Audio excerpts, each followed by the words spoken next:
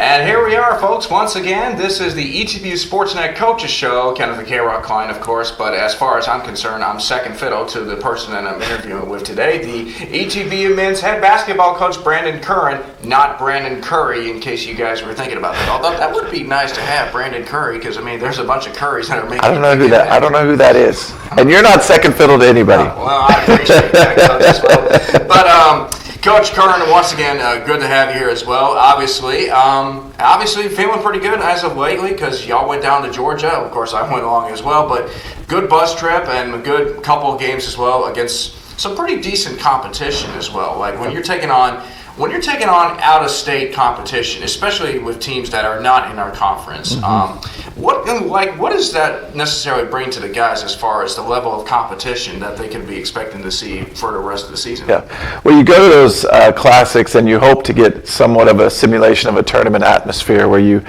play back-to-back days.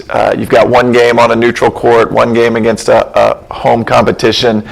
You get in-region opponents, but they're teams you're not familiar with, you haven't seen before. And I also think the officiating is a big deal. I think you see variations in officiating depending on where you are in different parts of the country. That was actually one of the best things about this weekend. Jim Haney, the National Director of Officials for the NCAA, was actually at both of our games evaluating officials. And so our crew was outstanding. In fact, two of the guys were in the NCAA Division I tournament last year calling games.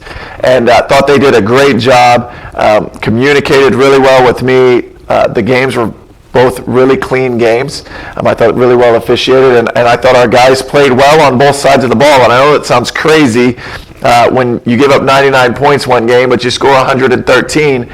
But there were a lot of possessions in that game, and I also thought LaGrange hit some really tough shots. And so it was a great experience all around. We got big leads in both games of 20 points against LaGrange. We really had to battle back, and they battled back and made it a closer game. Then we were able to extend it again. So overall, I thought it was a great experience on the road in a different environment with different officials against different teams, and I thought we learned a lot from it. Absolutely, Coach. And of course, you know, the individual play of some of your key players as well has really stepped up. Obviously, you know, Robbie Dooley, of course. I mean, when you give him the ball and he takes over, watch out because it's going to be a bumpy ride. But he was named AFC East Co-Player of the Week as well for his performance, 32 points. He had 22 in the second half. I mean, there's just not enough that we can say about him as well. Yeah, I mean, all of those guys, the seniors and Weston Riddick's a junior that's graduating, they're just, number one, they're great people. Like, I mean, you guys were with us on the road. The meals are fun, just hanging out with the guys, being together in the hotel, the bus, practices. Like, they just provide such great leadership. And they're great players. They all bring different things to the table and do different things. But yeah, Robbie was amazing. I thought Landon Brown played really well. Jordan Gray, I thought, made huge plays. Weston Riddick obviously went off hitting threes. Chris Haynes had a great game, but then I thought our bench made significant contributions also. And I really feel like we started to click. We started to get some rhythm and some rotation, and I think it's going to be really fun moving forward. It's interesting. I met with Robbie last week. He came in. Our guys come in and shoot free throws. Right now, we're number one in the country in free throw percentage, by the way. But our guys come in and shoot free throws between classes, and I met with Robbie, and I just asked him, are you doing all right physically? Because he hadn't had 2 great games. And he said, yeah, I'm doing good. And you feeling good? Yep, I'm good. And I gave him some really good coaching advice. I said, Robbie, we just need you to play better. And he did. He took off. He had 32 the next game, and so I felt like a genius. And then, Landon during the game was making a lot of plays, and he was getting to the rim, and we told him, just keep doing it.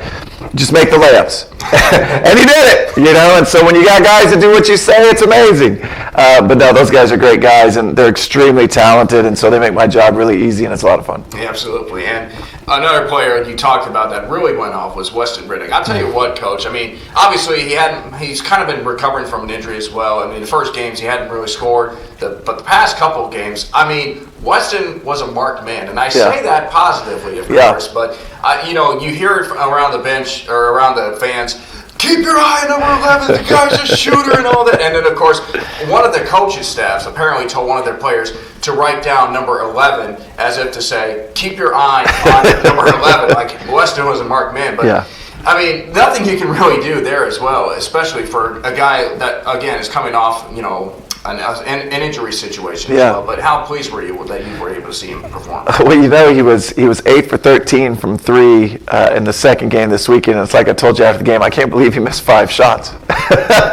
No, he's an extremely smart player. He understands how to get himself shots, and he also understands how to keep the ball moving and keep our offense flowing so it never sticks with him. He's either got a shot or he's going to make the next play, and he does such a good job with that. And I think him getting into a rhythm and getting into a flow is a big reason why our offense has started clicking the last few games. Absolutely, Coach. So, in life, whenever you have like an upcoming holiday or an upcoming major event as well, I always feel like there's that one obstacle that is blocking it in the way, and in order for you to get to here, you need to go right through it. And that's the case for you tonight, as you have your first home game of the season. Finally.